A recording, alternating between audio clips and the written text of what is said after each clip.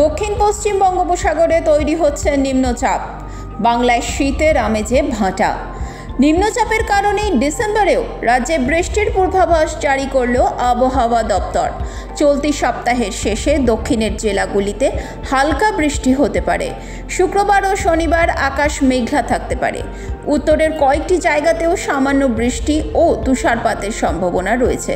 সকালের দিকে জেলায় জেলায় হালকা কুয়াশা থাকলেও কোথাও ঘন কুয়াশার সতর্কতা জারি করা হয়নি। আগামী কয়েকদিনে রাজ্যের সর্বোচ্চ তাপমাত্রা 2 থেকে 3 ডিগ্রি বৃদ্ধি পাবে বলে জানিয়েছে আলিপুর হাওয়া অফিস। সামনেই বড়দিন, তারপর নতুন বছর। এই সময়ে শীতের লুকোচুরি খেলাটা স্বাভাবিকভাবেই মন খারাপের বিষয়।